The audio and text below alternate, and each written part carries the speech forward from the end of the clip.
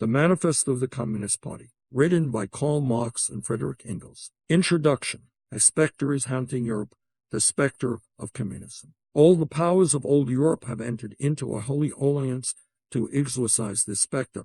Pope and Tsar, Metternich and Gustav, French radicals and German police spies. Where is the party in opposition that has not been decried as communistic by its opponents in power? Where is the opposition that has not hurled back the branding reproach of communists against the more advanced opposition parties, as well as against its reactionary adversaries? Two things result from this fact. One, communism is already acknowledged by all European powers to be itself a power. Two, it is high time that communists should openly, in the face of the whole world, publish their views, their aims, their tendencies, and meet this nursery tale of the specter of communism with a manifesto of the party itself. To this end, communists of various nationalities have assembled in London and sketched the following manifesto, to be published in the English, French, German, Italian, Flemish, and Danish languages. Chapter 1, Bourgeoisie and Proletarians. The history of all hitherto existing society is the history of class struggles. Freeman and slave, patrician and plebeian, lord and serf, guild, master and journeyman, in a word, oppressor and oppressed, stood in constant opposition to one another, carried on in uninterrupted, now hidden, now open fight, a fight that each time ended either in a revolutionary reconstitution of society at large, or in the common ruin of the contending classes. In the earlier epochs of history, we find almost everywhere complicated arrangement of society into various orders, a manifold gradation of social rank. In ancient Rome we have patricians, knights, plebeians, Slavs. In the Middle Ages, feudal lords, vassals, guild masters, journeymen, apprentices, serfs.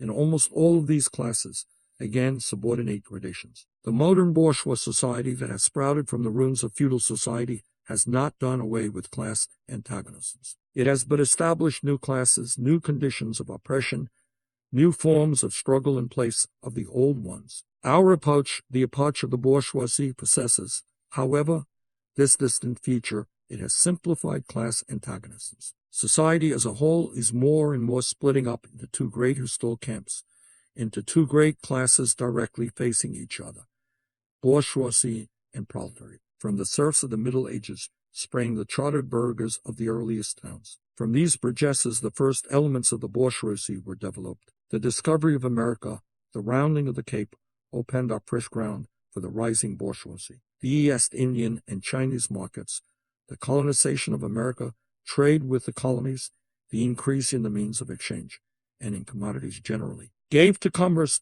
to navigation, to industry, an impulse never before known, and thereby to the revolutionary element in the tottering feudal society, a rapid development. The feudal system of industry, in which industrial production was monopolized by closed guilds, now no longer suffers for the growing wants of the new markets. The manufacturing system took its place. The guild masters were pushed on one side by the manufacturing middle class.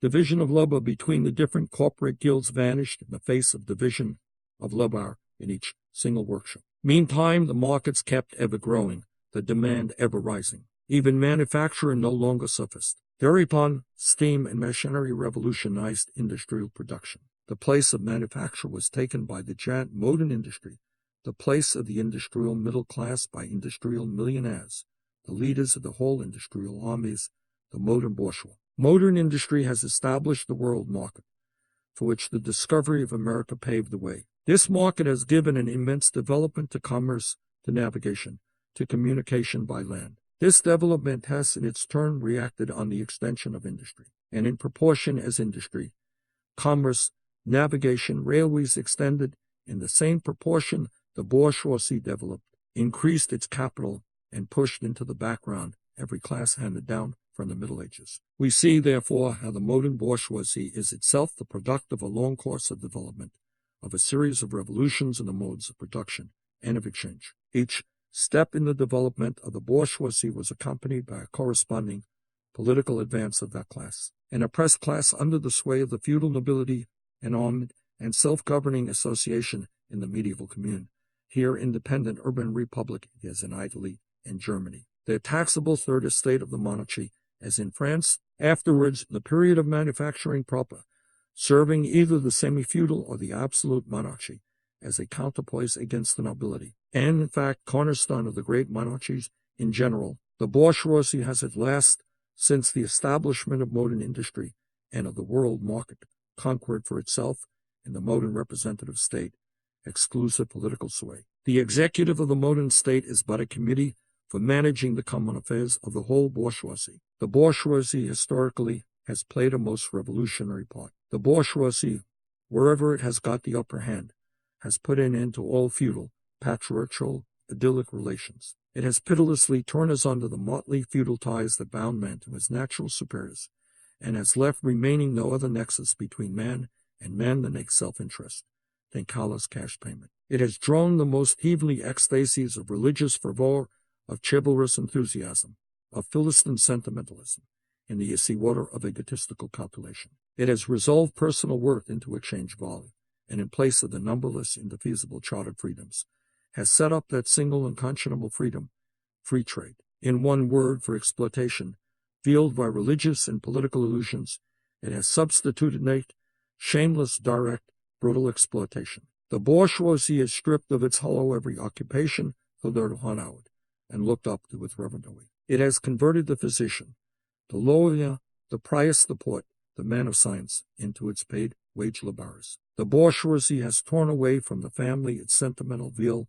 and has reduced the family relation to a mere money relation. The bourgeoisie has disclosed how it came to pass that the brutal display of vigor in the Middle Ages, which reactionaries so much admire, found its fitting complement in the most slothful indolence. It has been the first to show what man's activity can bring about. It has accomplished wonders far surpassing Egyptian pyramids, Roman aqueducts, and Gothic cathedrals.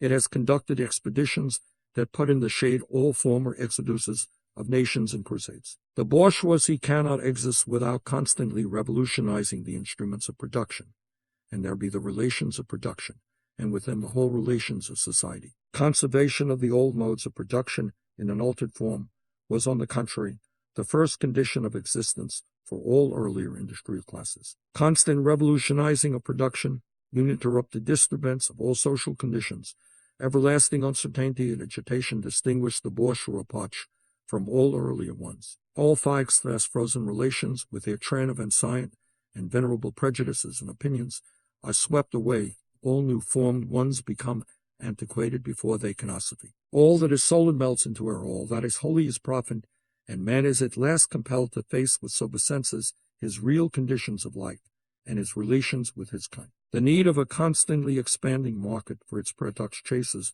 the bourgeoisie over the entire surface of the globe. It must nestle everywhere, settle everywhere, establish connections everywhere. The bourgeoisie has, through its exploitation of the world market, given a cosmopolitan character to production and consumption in every country. To the great chagrin of reactionists, it has drowned from under the feet of industry the national ground on which it stood. All old established national industries have been destroyed or are daily being destroyed. They are dislodged by new industries, whose introduction becomes a life and death question for all civilized nations, by industries that no longer work up indigenous raw material, but raw material drawn from the realm of zones, industries whose products are consumed not only at home, but in every quarter of the globe. In place of the old wants satisfied by the production of the country, we find new wants requiring for their satisfaction the products of distant lands and climes. In place of the old local and national seclusion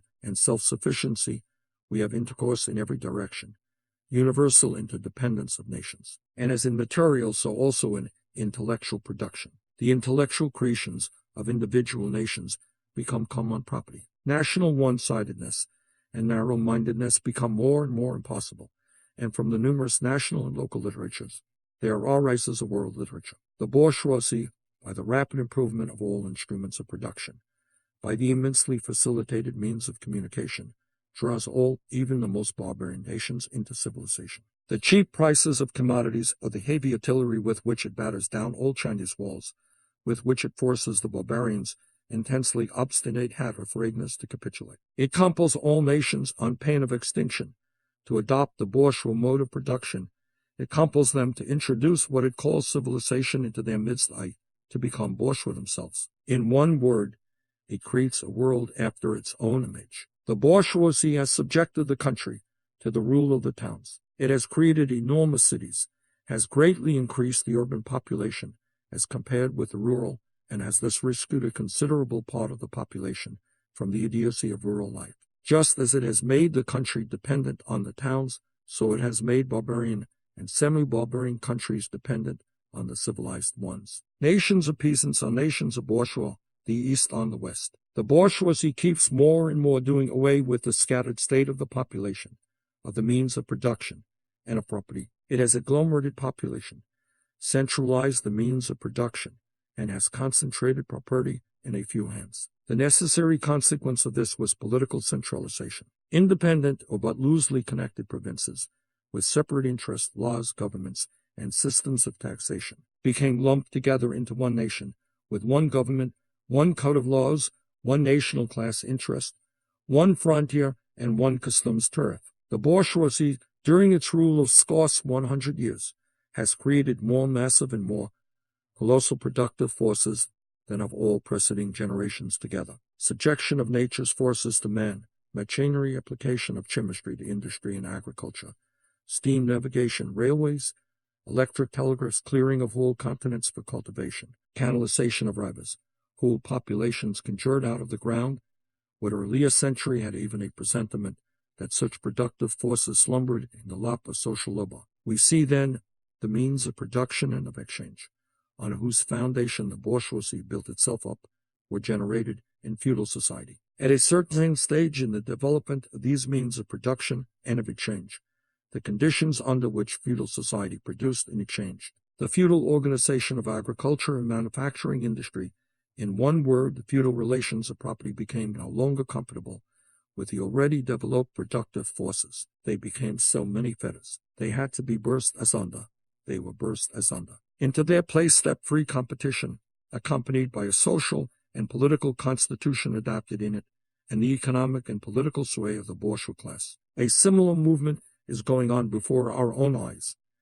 Modern bourgeois society, with its relations of production, of exchange, and of property, is society that has conjured up such gigantic means of production and of exchange, is like the sorcerer who is no longer able to control the powers of the nether world, whom he has called up by his spells. For many a decade past, the history of industry and commerce is but the history of the revolt of modern productive forces against modern conditions of production, against the property relations that are the conditions for the existence of the bourgeois and of its rule. It is enough to mention the commercial crises that by their periodical return put the existence of the entire bourgeois society on its trial, each time more threateningly. In these crises, a great part not only of the existing products, but also of the previously created productive forces are periodically destroyed. In these crises, there breaks out an epidemic that, in all earlier epochs, would have seemed an absurdity, the epidemic of overproduction. Society suddenly finds itself put back into a state of momentary barbarism. It appears as if a famine, a universal war of devastation, had cut off the supply of every means of subsistence. Industry and commerce seem to be destroyed. And why? Because there is too much civilization, too much means of subsistence, too much industry, too much commerce. The productive forces at the disposal of society no longer tend to further the development of the conditions of bourgeois property. On the contrary, they have become too powerful for these conditions by which they are fettered, and so soon as they overcome these fetters, they bring disorder into the whole of bourgeois society, and endanger the existence of bourgeois property. The conditions of bourgeois society are too narrow to comprise the wealth created by them. And how does the bourgeoisie get over these crises? On the one hand, by enforced destruction of a mass of productive forces, on the other by the conquest of new markets, and by the more thorough exploitation of the old ones. That is to say, by paving the way for more extensive and more destructive crises, and by diminishing the means whereby crises are prevented. The weapons with which the bourgeoisie felled feudalism to the ground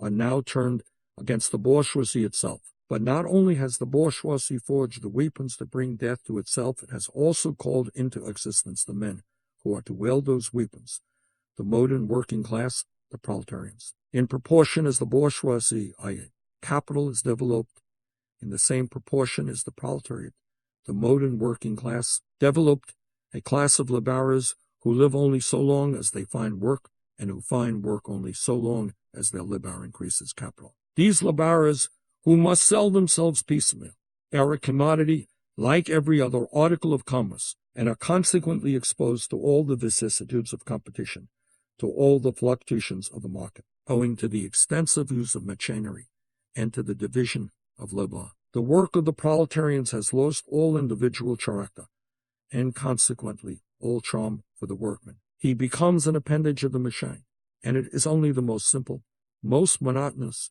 and most easily acquired knack that is required of him. Hence, the cost of production of a workman is restricted almost entirely to the means of subsistence that he requires for maintenance and for the propagation of his race. But the price of a commodity, and therefore also of labor, is equal to its cost of production. In proportion, therefore, as the repulsiveness of the work increases, the wage decreases. Nay, more, in proportion as the use of machinery and division of labor increases, in the same proportion the burden of toil also increases, whether by prolongation of the working hours, by the increase of the work exacted in a given time, or by increased speed of machinery.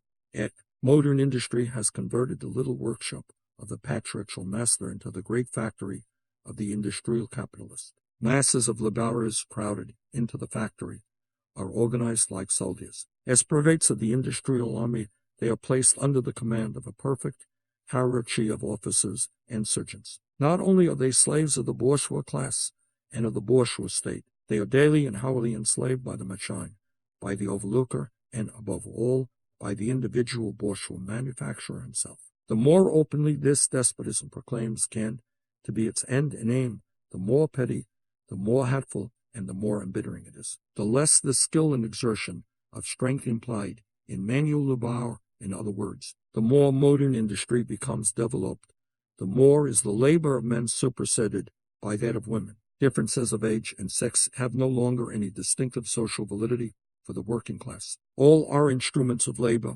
more or less expensive to use according to their age and sex. No sooner is the exploitation of the labor by the manufacturer so far at an end that he receives his wages in cash, than he is set upon by the other portions of the bourgeoisie, the landlord, the shopkeeper, the pawnbroker, the lowest strata of the middle class, the small tradespeople, shopkeepers, and retired tradesmen generally, the handicraftsmen and peasants, all these sink gradually into the proletariat, partly because their diminutive capital does not suffice for the scale on which modern industry is carried on, and is swamped in the competition with the large capitalists, partly because their specialized skill is rendered worthless by new methods of production. Thus the proletariat is recruited from all classes of the population. The proletariat goes through various stages of development. With its birth begins its struggle with the bourgeoisie. At first the contest is carried on by individual laborers, then by the workpeople of a factory,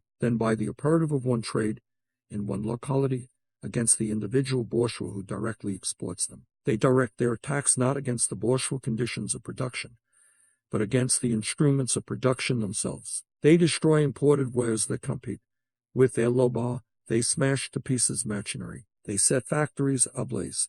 They seek to restore by force the vanished status of the workmen of the Middle Ages. At this stage, the laborers still form an incoherent mass scattered over the whole country and broken up by their mutual competition. If anywhere they unite to form more compact bodies, this is not yet the consequence of their own active union, but of the union of the bourgeoisie, which class, in order to attain its own political ends, is compelled to set the whole proletariat in motion, and is moreover yet for a time able to do so. At this stage, therefore, the proletarians do not fight their enemies, but the enemies of their enemies, the remnants of absolute monarchy, the landowners, the non-industrial bourgeois, the petty bourgeois. Thus the whole historical movement is concentrated in the hands of the bourgeoisie.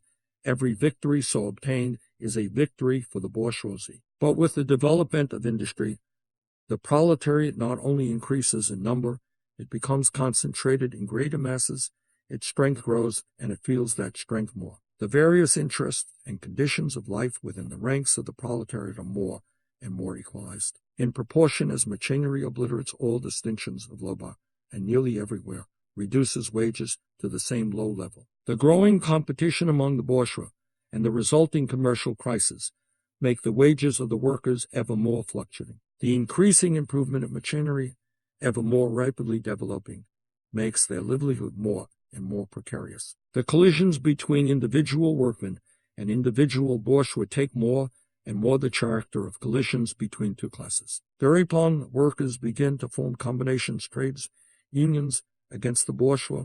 They club together in order to keep up the rate of wages. They found permanent associations in order to make provision beforehand for these occasional revolts. Here and there, the contest breaks out into reeds. Now and then the workers are victorious, but only for a time. The real fruit of their battles lies not in the immediate result, but in the ever-expanding union of the workers. This union is helped on by the improved means of communication that are created by modern industry, and that place the workers of different localities in contact with one another. It was just this contact that was needed to centralize the numerous local struggles, all of the same character, into one national struggle between classes. But every class struggle is a political struggle, and that union to attain which the burghers of the Middle Ages, with their miserable highways, required centuries, the modern proletarian, thanks to railways, achieved in a few years. This organization of the proletarians into a class, and consequently into a political party, is continually being upset again by the competition between the workers themselves. But it ever rises up again, stronger, firmer, mightier. It compels legislative recognition of particular interests of the workers by taking advantage of the divisions among the bourgeoisie itself. Thus the Tannhauer's Bill in England was carried. Altogether, collisions between the classes of the old society further, in many ways, the course of development of the proletariat. The bourgeoisie finds itself involved in a constant battle, at first with the aristocracy, later on with those portions of the bourgeoisie itself, whose interests have become antagonistic to the progress of industry. At all time with the bourgeoisie of foreign countries. In all these battles, it sees itself compelled to appeal to the proletariat, to ask for help and thus to drag it into the political arena. The bourgeoisie itself, therefore, supplies the proletariat with its own elements of political and general education.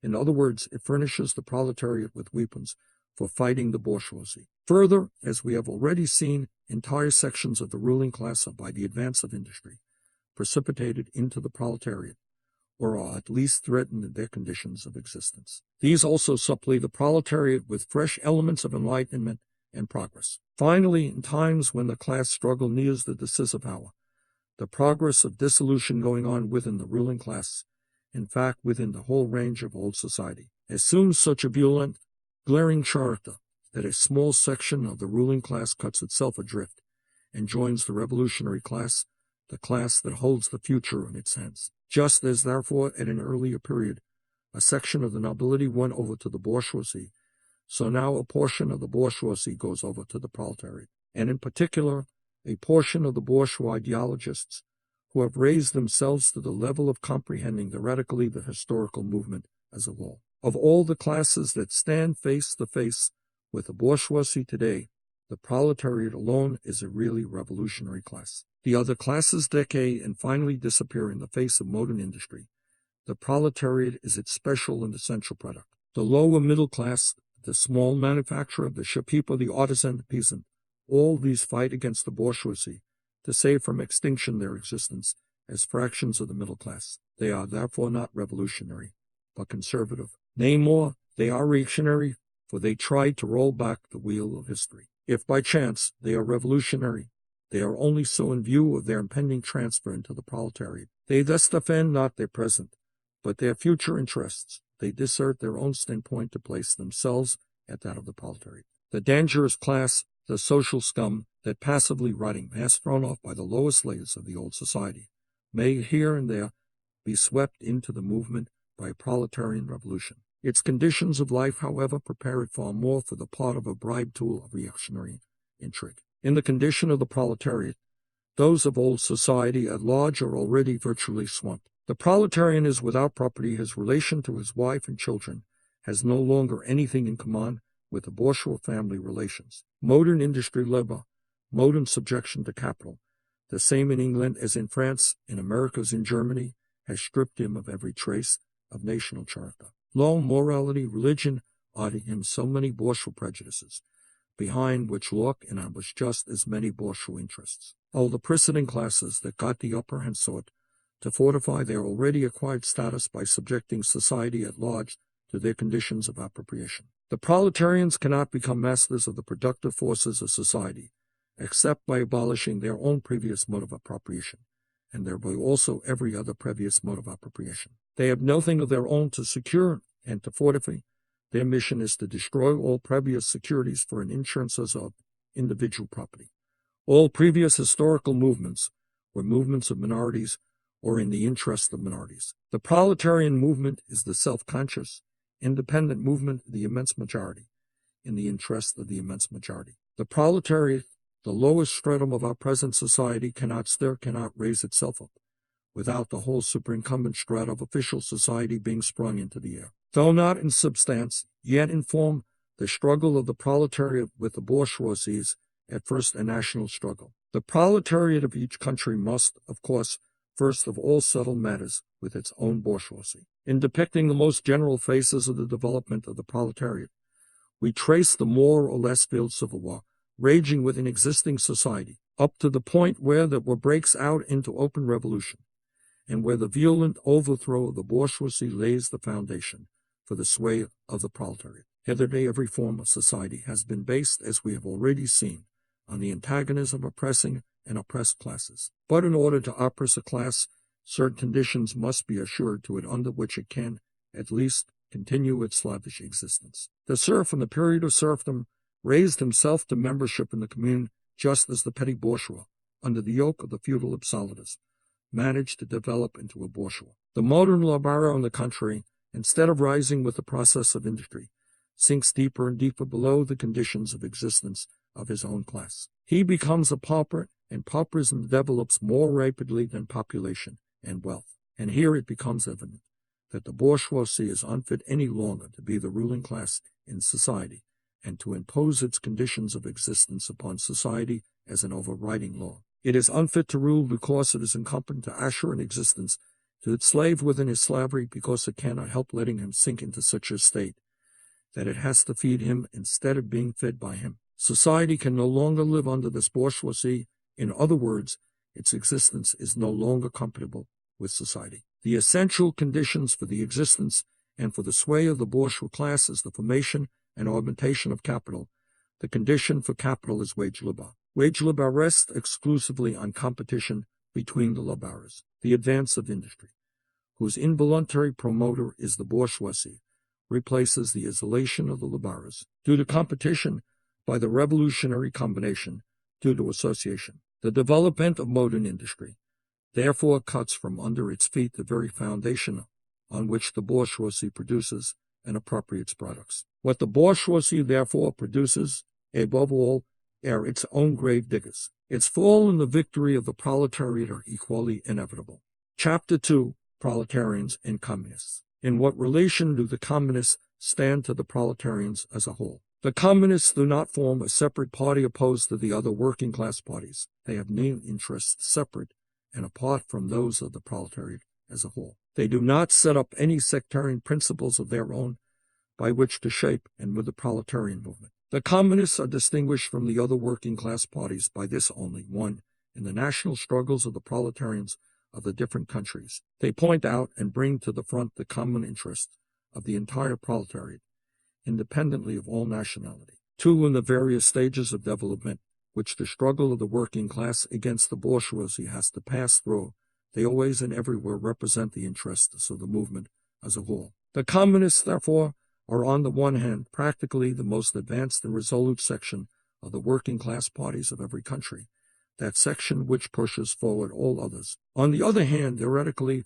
they have over the great mass of the proletariat the advantage of clearly understanding the line of march, the conditions, and the ultimate general results of the proletarian movement. The immediate aim of the communists is the same as that of all other proletarian parties: formation of the proletariat into a class, overthrow of the bourgeois supremacy, conquest of political power by the proletariat. The theoretical conclusions of the communists are in no way based on ideas or principles that have been invented or discovered by this or that would be universal reformer. They merely express, in general terms, actual relations springing from an existing class struggle, from a historical movement going on under our very eyes. The abolition of existing property relations is not at all a distinctive feature of communism. All property relations in the past have continually been subject to historical change consequent upon the change in historical conditions. The French Revolution, for example, abolished feudal property in favor of bourgeois property.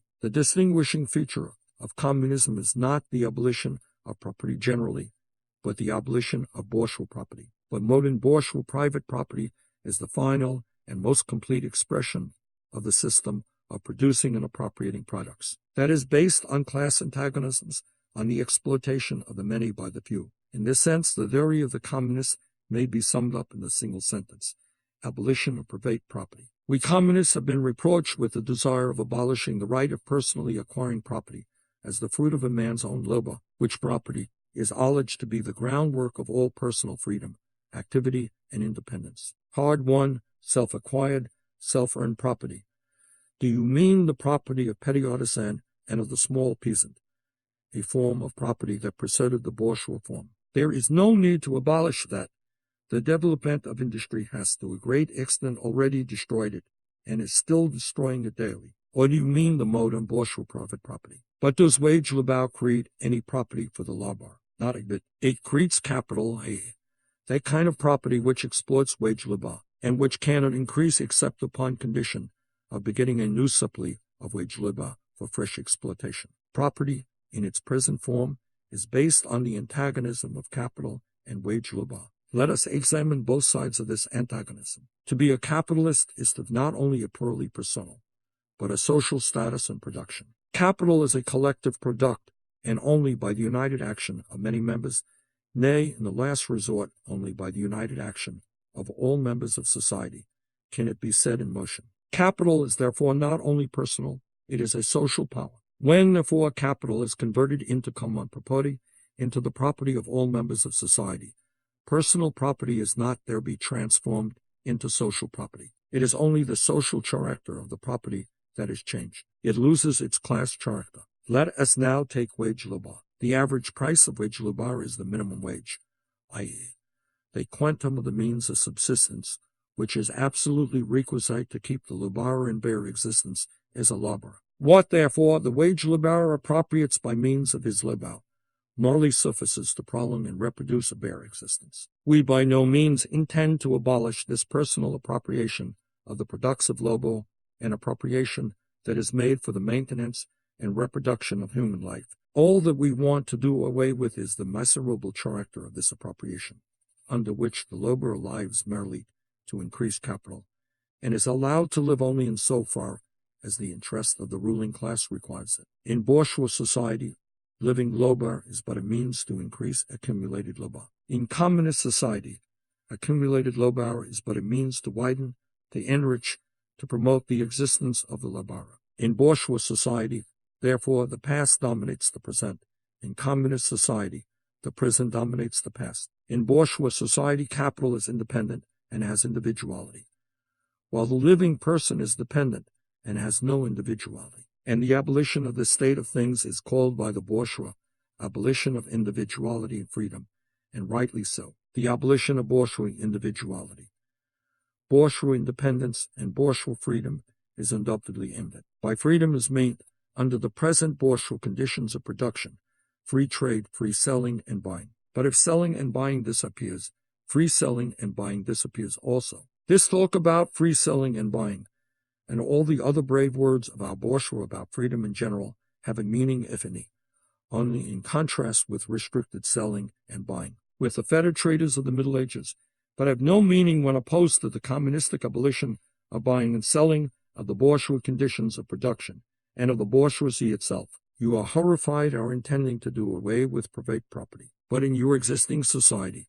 private property is already done away with for 9/10 of the population. Its existence for the few is solely due to its non-existence in the hands of those 9/10. You reproach us, therefore, with intending to do away with a form of property, the necessary condition for whose existence is the non-existence of any property for the immense majority of society. In one word, you reproach us with intending to do away with your property. Precisely so, That is just what we intend. From the moment when labor can no longer be converted into capital money, or rent into a social power capable of being monopolized, i.e., from the moment when individual property can no longer be transformed into bourgeois property, into capital, from that moment, you say individuality vanishes. You must therefore confess that by individual you mean no other person than the bourgeois, than the middle-class owner of property. This person must indeed be swept out of the way and made impossible. Communism deprives no man of the power to appropriate the products of society.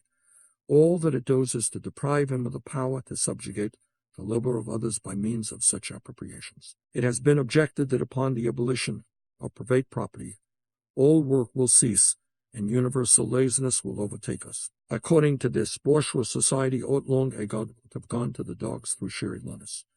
For those of its members who work acquire nothing, and those who acquire anything do not work. The whole of this objection is but another expression of the tautology, that there can no longer be any wage labor when there is no longer any capital. All objections urged against the communistic mode of producing and appropriating material products have, in the same way, been urged against the communistic mode of producing and appropriating intellectual products. Justice to the bourgeois, the disappearance of class property is the disappearance of production itself, so the disappearance of class culture is to him identical with the disappearance of all culture. That culture, the loss of which he laments, is for the enormous majority a mere training to act as a médecin. But don't wrangle with us so long as you uplead to our intended abolition of bourgeois property, the standard of your bourgeois notions of freedom, culture, law, your very ideas about the outgrowth of the conditions of your bourgeois production and bourgeois property,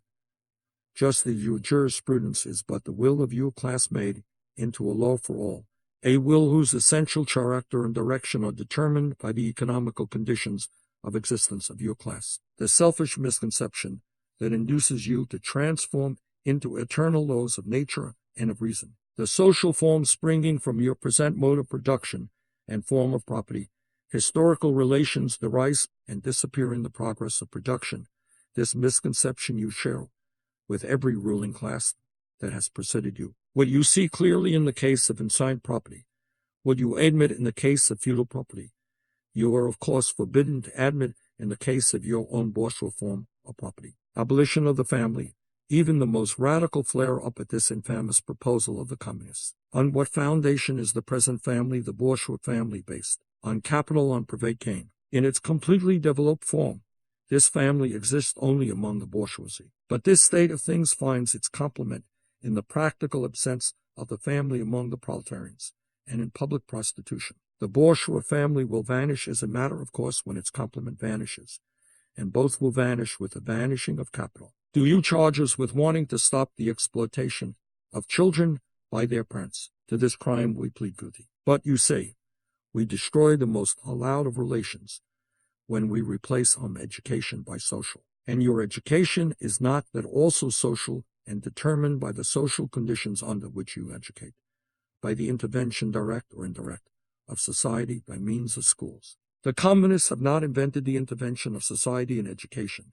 They do but seek to alter the character of that intervention and to rescue education from the influence of the ruling class. The bourgeois claptrap about the family and education, about the hollow correlation of parents and child, becomes all the more disgusting, the more by the action of modern industry, how the family ties among the proletarians are torn asunder, and their children transformed into simple articles of commerce and instruments of labor. But you communists would introduce community of women, screams the bourgeoisie in chorus. The bourgeois sees his wife a mere instrument of production. He hears that the instruments of production are to be exploited in common and naturally can come to no other conclusion that the lot of being common to all will likewise fall to the women. He has not even a suspicion that the real point aimed at is to do away with the status of women as mere instruments of production. For the rest, nothing is more ridiculous than the virtuous indignation of our bourgeois at the community of women which they pretend is to be openly and officially established by the communists. The communists have no need to introduce community of women. It has existed almost from time immemorial. Our bourgeois, not content with having wives and daughters of their proletarians at their disposal, not to speak of common prostitutes, take the greatest pleasure in seducing each other's wives. Bourgeois marriage is, in reality, a system of wives in common, and thus, at the most, what the communists might possibly be reproached with is that they desire to introduce, in substitution for a hypocritically concealed and openly legalized community of women. For the rest, it is self-evident that the abolition of the present system of production must bring with it the abolition of the community of women springing from that system, i.e., a prostitution both public and private. The communists are further reproached with desiring to abolish countries and nationality. The working men have no country. We cannot take from them what they have not got. Since the proletariat must first of all acquire political supremacy, must rise to be the leading class of the nation, must constitute itself the nation, it is so far itself national, though not in the bourgeois sense of the word. National differences and antagonism between peoples are daily more and more vanishing, owing to the development of the bourgeoisie, to freedom of commerce, to the world market, to uniformity in the mode of production, and in the conditions of life corresponding thereto. The supremacy of the proletariat will cause them to vanish still faster. United action, of the leading civilized countries at least, is one of the first conditions for the emancipation of the proletariat, in proportion as the exploitation of one individual by another will also be put an end to. The exploitation of one nation by another will also be put an end to. In proportion as the antagonism between classes within the nation vanishes, the hostility of one nation to another will come to an end. The charges against communism made from a religious, a philosophical, and generally from an ideological standpoint are not deserving of serious examination. Those that require deep intuition to comprehend that man's ideas, views, and conception, in one word, man's consciousness, changes with every change in the conditions of his material existence, in his social relations, and in his social life. What else does the history of ideas prove than that intellectual production changes its character in proportion as material production is changed? The ruling ideas of each age have ever been the ideas of its ruling class. When people speak of the ideas that revolutionize society, they do but express the fact that within the old society, the elements of a new one have been created, and that the dissolution of the old ideas keeps even pace with the dissolution of the old conditions of existence. When the ancient world was in its last throes, the ancient religions were overcome by Christianity. When Christian ideas succumbed in the 18th century to rationalist ideas, feudal society fought its death battle with the then revolutionary bourgeoisie. The ideas of religious liberty and freedom of science merely gave expression to the sway of free competition within the domain of knowledge. Undoubtedly, it will be said religious, moral, philosophical, and juridical ideas have been modified in the course of historical development. But religion, morality, philosophy, political science, and law constantly survive this change. There are, besides, eternal truths, such as freedom, justice, that are common to all states of society. But communism abolishes eternal truths. It abolishes all religion and all morality, instead of constituting them on a new basis. It therefore acts in contradiction to all past historical experience. What does this accusation reduce itself to? The history of all past society has consisted in the development of class antagonists that assume different forms at different epochs. But whatever form they may have taken, one fact is common to all past ages, viz., the exploitation of one part of society by the other. No wonder, then, that the social consciousness of past ages, despite all the multiplicity and variety it displays, moves within certain common forms or general ideas which cannot completely vanish except with the total disappearance of class antagonists. The communist revolution is the most radical rupture with traditional property relations. No wonder that its development involved the most radical rupture with traditional ideas. But let us have done with the bourgeois objections to communists. We have seen above that the first step in the revolution by the working class is to raise the proletariat to the position of ruling class to win the battle of democracy. The proletariat will lose its political supremacy to wrest by degree all capital from the bourgeoisie, to centralize all instruments of production in the hands of the state, i.e., of the proletariat organized as the ruling class, and to increase the total productive forces as rapidly as possible. Of course, in the beginning, this cannot be effected except by means of despotic inroads on the rights of property and on the conditions of bourgeois production, by means of measures, therefore, which appear economically insufficient and untenable, but which in the course of the movement outstrip themselves, necessitate further inroads upon the old social order, and are unavoidable as a means of entirely revolutionizing the mode of production. These measures will, of course, be different in different countries. Nevertheless, in most advanced countries, the following will be pretty generally applicable. 1. Abolition of property in land and application of all rents of land to public purposes. 2. A heavy progressive or graduated income tax. 3. Abolition of all rights of inheritance. 4. Confiscation of the property of all emigrants and rebels. 5. Centralization of credit in the hands of the state by means of a national bank with state capital and an exclusive monopoly. 6.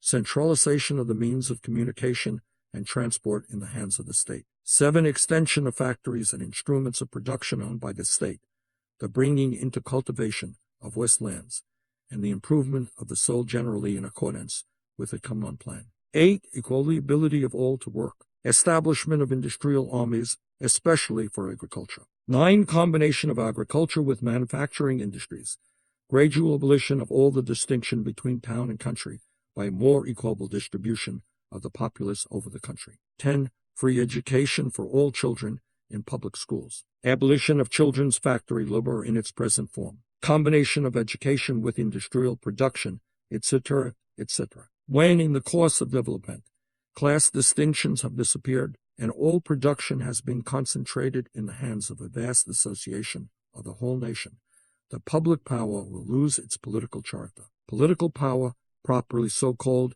is merely the organized power of one class for oppressing another. If the proletariat during its contest with the bourgeoisie is compelled, by the force of circumstances, to organize itself as a class, if, by means of a revolution, it makes itself the ruling class, and, as such, sweeps away by force the old conditions of production, then it will, along with these conditions, have swept away the conditions for the existence of class antagonisms and of classes generally, and will thereby have abolished its own supremacy as a class. In place of the old bourgeois society, with its classes and class antagonism, we shall have an association in which the free development of each is the condition for the free development of all.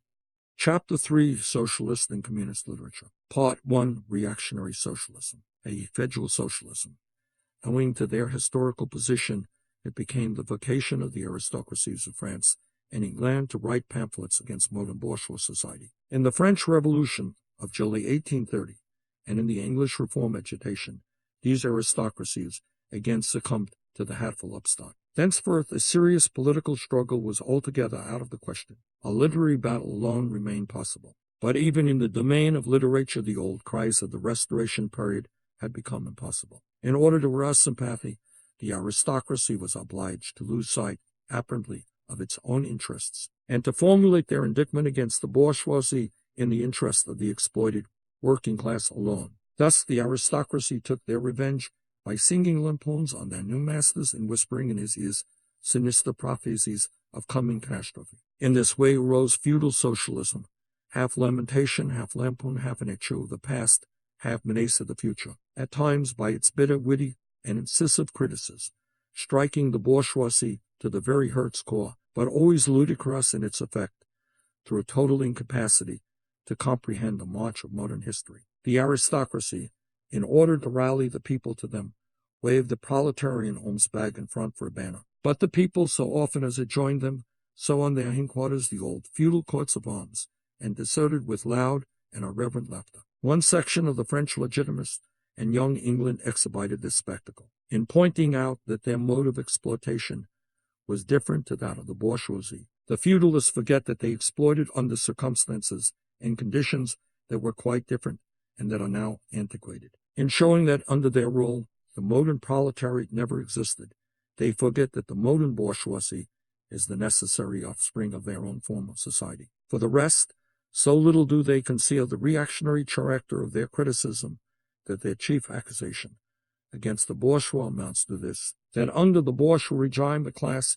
is being developed which is destined to cut uproot and branch the old order of society. What they upbraid the bourgeoisie with is not so much that it creates a proletariat as that it creates a revolutionary proletariat. In political practice, therefore, they join in all course of measures against the working class, and in ordinary life, despite their highfalutin phrases, they stooped to pick up the golden apples dropped from the tree of industry, and to barter truth, love, and Hanauer for traffic in wool, beetroot sugar, and potato spritz. As the parson has ever gone hand in hand with the landlord, so is clerical socialism with feudal socialism. Nothing is easier than to give Christian asceticism a socialist tinge. Has not Christianity declaimed against private property, against marriage, against the state? Has it not preached in the place of these charity and poverty, celibacy, and mortification of the flesh, monastic life, and mother church? Christian socialism is but the holy water with which the priest consecrates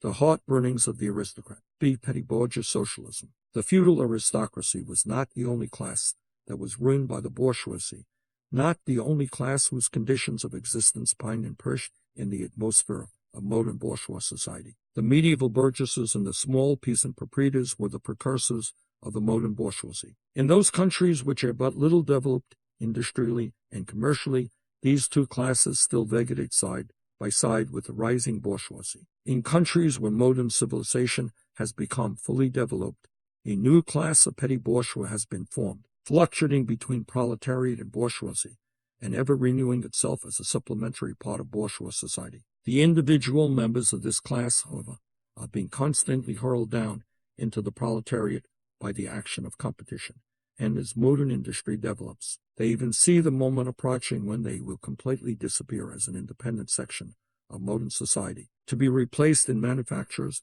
agriculture, and commerce by overlookers, bailiffs, and shopmen. In countries like France, where the peasants constitute far more than half of the population, it was natural that writers who sided with the proletariat against the bourgeoisie should use, in their criticism of the bourgeois regime, the standard of the peasant and petty bourgeois, and from the standpoint of these intermediate classes, should take up the cudgels for the working class. Thus arose petty bourgeois socialism. Sismondi was the head of this school not only in France but also in England. This school of socialism dissected with great acuteness the contradictions in the conditions of modern production. It laid bare the hypocritical apologies of economists. It proved incontrovertibly the disastrous effects of machinery and division of labor, the concentration of capital and land in a few hands, of reproduction in crisis. It pointed out the inevitable ruin of the petty bourgeois and peasant, the misery of the proletariat, the anarchy in production, the crying inequalities in the distribution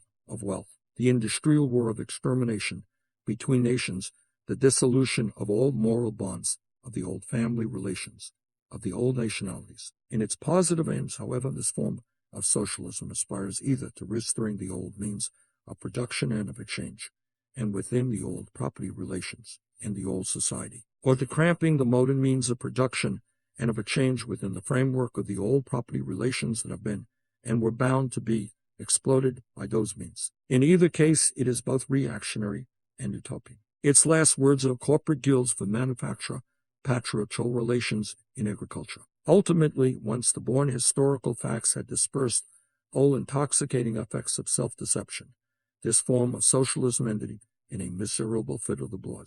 See German or true socialism. The socialist and communist literature of France, a literature that originated under the pressure of a bourgeoisie in power, and that was the expressions of the struggle against this power, was introduced into Germany at a time when the bourgeoisie in that country had just begun its contest with feudal absolutism. German philosophers, would-be philosophers, and Bürgerspitz eagerly seized on this literature, only forgetting that when these writings immigrated from France into Germany, French social conditions had not immigrated along with them. In contact with German social conditions, this French literature lost all its immediate practical significance and assumed a purely literary aspect. Thus, to the German philosophers of the 18th century, the demands of the First French Revolution were nothing more than the demands of practical reason in general, and the utterance of the will of the revolutionary French bourgeoisie signified, in their eyes, the laws of pure will, of will as it was bound to be, of true human will generally. The work of the German literati consisted solely in bringing the new French ideas into harmony with their ancient philosophical conscience, or rather in annexing the French ideas without deserting their own philosophic point of view. This annexation took place in the same way in which a foreign language is appropriated, namely by translation. It is well known how the monks wrote silly lives of Catholic saints over the manuscripts on which the classical works of Manifesto had been written. The German literati reversed this process with the profane French literature. They wrote their philosophical nonsense beneath the French original. For instance, beneath the French criticism of the economic functions of money, they wrote alienation of humanity. And beneath the French criticism of the bourgeois state, they wrote the throttlement of the category of the general, and so forth. The introduction of these philosophical phrases at the back of the French historical criticisms they dubbed philosophy of action. True socialism, German science of socialism, philosophical foundation of socialism, and so on. The French socialist and communist literature was thus completely emasculated. And since it ceased in the hands of the German to express the struggle of one class with the other, he felt conscious of having overcome French one-sidedness and of representing not true requirements, but the requirements of truth, not the interests of the proletariat, but the interest of human nature, of man in general, who belongs to no class, has no reality, who exists only in the misty realm of philosophical fantasy. This German socialism, which took its schoolboy tasks so seriously and solemnly, and extolled its poor stock in trade in such a mountebank fashion, meanwhile gradually lost its pedantic innocence. The fight of the Germans, and especially of the Prussian bourgeoisie, against feudal aristocracy and absolute monarchy, in other words, the liberal movement, became more earnest. By this, the long-wished-for opportunity was offered to true socialism of confronting the political movement with a socialist demands, of hurling the traditional enemies against liberalism, against representative government, against bourgeois competition, bourgeois freedom of the press, bourgeois legislation, bourgeois liberty and equality, and of preaching to the masses that they had nothing to gain and everything to lose by this bourgeois movement. German socialism forgot in the nick of time that the French criticism, whose silhouette was presuppose the existence of modern bourgeois society, with its corresponding economic conditions of existence and the political constitution adapted thereto, the very things those attainment was the object of the pending struggle in Germany. To the absolute governments, with their following of parsons, professors, country squires, and officials, it served as a welcome scarecrow against the threatening bourgeoisie. It was a sweet finish after the bitter pills of flogging and bullets with which these same governments, just at that time, does the German working-class risings. While this true socialism that served the government as a weapon for fighting the German bourgeoisie, it at the same time directly represented a reactionary interest, the interest of German Philistines. In Germany, the petty bourgeois class, a relic of the 16th century, and since then constantly cropping up again under the various forms, is the real social basis of the existing state of things. To preserve this class is to preserve the existing state of things in Germany. The industrial and political supremacy of the bourgeoisie threatens it with certain destruction. On the one hand, from the concentration of capital, on the other, from the rise of a revolutionary proletariat. True socialism appeared to kill these two birds with one stone. It spread like an epidemic. The robe of speculative cobwebs, embroidered with flowers of rhetoric, steeped in the dew of sickly sentiment. This transcendental robe in which the German socialists wrapped their sorry eternal truths, all skin and bone, served to wonderfully increase the sale of their goods amongst such a public. And on its part, German socialism recognized more and more its own calling as the bombastic representative of the petty bourgeois Philistine. It proclaimed the German nation to be the model nation, and the German petty Philistine to be the typical man. To every villainous meanness of this model man, it gave a hidden, higher socialistic interpretation, the exact contrary of its real character. It went to the extreme length of directly opposing the brutally destructive tendency of communists, and of proclaiming its supreme and impartial contempt of all class struggles. With very few exceptions,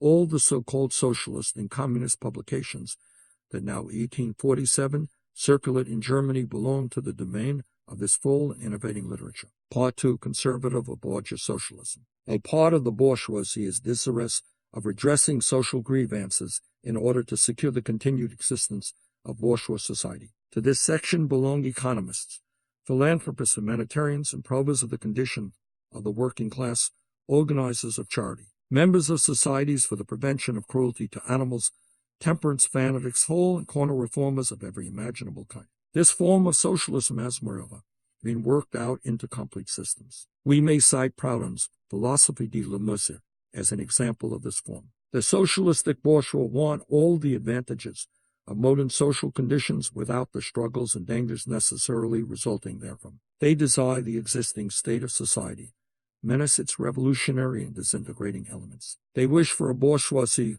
without a proletariat. The bourgeoisie naturally conceives the world in which it is supreme to be the best, and bourgeois socialism develops this comfortable conception into various more or less complex systems. In requiring the proletariat to carry out such a system, and there be to march straightway into the social New Jerusalem, it but requires in reality that the proletariat should remain within the bounds of existing society, but should cast away all its hateful ideas concerning the bourgeoisie. A second and more practical, but less systematic form of the socialists ought to depreciate every revolutionary movement in the eyes of the working class by showing that no mere political reform, but only a change in the material conditions of existence in economical relations, could be of any advantage to them. By changes in the material conditions of existence, this form of socialism, however, by no means understands abolition of the bourgeois relations of production, an abolition that can be effected only by a revolution,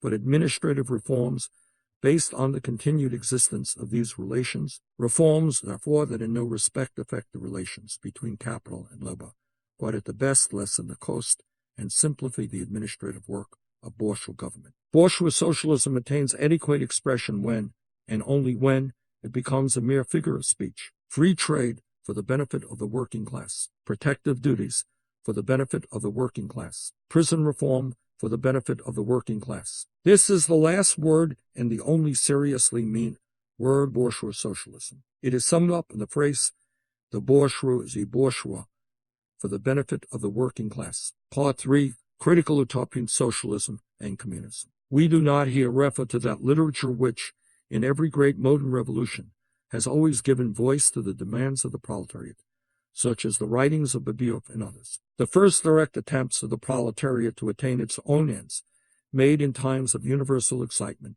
when feudal society was being overthrown, necessarily failed owing to the then undeveloped state of the proletariat, as well as to the absence of the economic conditions for its emancipation, conditions that had yet to be produced and could be produced by the impending bourgeois punch alone. The revolutionary literature that accompanied these first movements of the proletariat had necessarily a reactionary character. It inculcated universal asceticism and social leveling in its crudest form. The socialist and communist systems, properly so called as of Saint Simon, Fourier, Owen, and others, spring into existence in the early undeveloped period, described above of the struggle between proletariat and bourgeoisie. See section 1. Bourgeois and proletarians. The founders of these systems see, indeed, the class antagonisms as well as the action of the decomposing elements in the prevailing form of society. But the proletariat, as yet in its infancy, offers to them the spectacle of a class without any historical initiative or any independent political movement. Since the development of class antagonism keeps even pace with the development of industry, the economic situation, as they find it, does not as yet offer to them the material conditions for the emancipation of the proletariat. They therefore search after a new social science, after new social laws that are to create these conditions. Historical action is to yield to their personal inventive action historically created conditions of emancipation to fantastic ones, and the gradual, spontaneous class organization of the proletariat to an organization of society especially contrived by these inventors. Future history resolves itself, in their eyes, into the propaganda and the practical carrying out of their social plans. In the formation of their plans, they are conscious of caring chiefly for the interest of the working class as being the most suffering class. Only from the point of view of being the most suffering class does the proletariat exist for them. The undeveloped state of the class struggle, as well as their own surroundings, causes socialists of this kind to consider themselves far superior to all class antagonisms. They want to improve the condition of every member of society, even that of the most favored. Hence, they habitually appeal to society at large, without the distinction of class, nay, by preference to the ruling class. For how can people, when once they understand their system, fail to see in it the best possible plan of the best possible state of society? Hence, they reject all political and especially all revolutionary action. They wish to attain their ends by peaceful means, necessarily doomed to failure, and by the force of example, to pave the way for the new social gospel. Such fantastic pictures of future society, painted at a time when the proletariat is still in a very undeveloped state and has but a fantastic conception of its own position, correspond with the first instinctive yearnings of that class for a general reconstruction of society. But these socialist and communist publications contain also a critical ailment.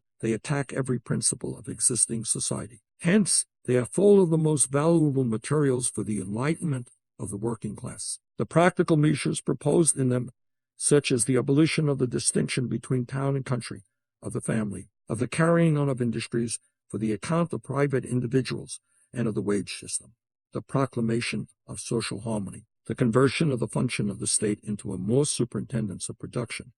All these proposals point solely to the disappearance of class antagonisms which were, at that time, only just cropping up, and which in these publications are recognized in their earliest and distant and undefined forms only. These proposals, therefore, are of a purely utopian character. The significance of critical utopian socialism and communism bears an inverse relation to historical development. In proportion as the modern class struggle develops and takes definite shape, this fantastic standing apart from the contest, these fantastic attacks on it, lose all practical value and all the radical justification. Therefore, although the originators of these systems were, in many respects, revolutionary, their disciples have, in every case, formed mere reactionary sects. They hold fast by the original views of their masters in opposition to the progressive historical development of the proletariat. They, therefore, endeavor, and that consistently, to deaden the class struggle and to reconcile the class antagonism.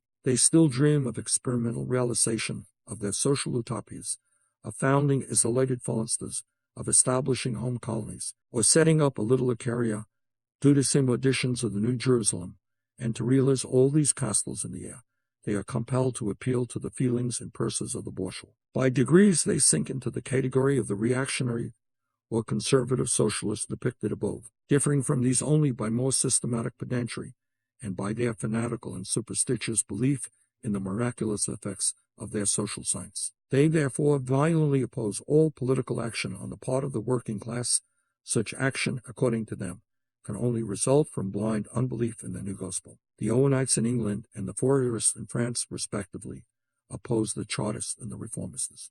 Chapter 4. Position of the Communists in relation to the various existing opposition parties. Section 2 has made clear the relations of the Communists to the existing working class parties, such as the Chartists in England and the agrarian reformers in America. The Communists fight for the attainment of the immediate aims, for the enforcement of the momentary interest of the working class, but in the movement of the present, they also represent and take care of the future of their movement. In France, the Communists ally with the Social Democrats against the conservative and radical bourgeoisie, reserving, however, the right to take up a critical position in regard to phases and illusions traditionally handed down from the Great Revolution. In Switzerland, they support the radicals, without losing sight of the fact that this party consists of antagonistic elements, partly of democratic socialists in the French and partly of radical bourgeois. In Poland, they support the party that insists on an agrarian revolution as the prime condition for national emancipation, that party which fomented the insurrection of Krakow in 1846. In Germany, they fight with the bourgeoisie whenever it acts in a revolutionary way against the absolute monarchy, the feudal squirearchy, and the petty bourgeoisie. But they never cease for a single instant to instill into the working class the clearest possible recognition of the hostile antagonism between bourgeoisie and proletariat, in order that the German workers may straightway use, as so many weapons against the bourgeoisie, the social and political conditions that the bourgeoisie must necessarily introduce along with its supremacy, and in order that, after the fall of the reactionary classes in Germany, the fight against the bourgeoisie itself may immediately begin. The Communists turn their attention cheerfully to Germany because that country is on the eve of a bourgeois revolution that is bound to be carried out under more advanced conditions of European civilization and with a much more developed proletariat than that of England was in the 17th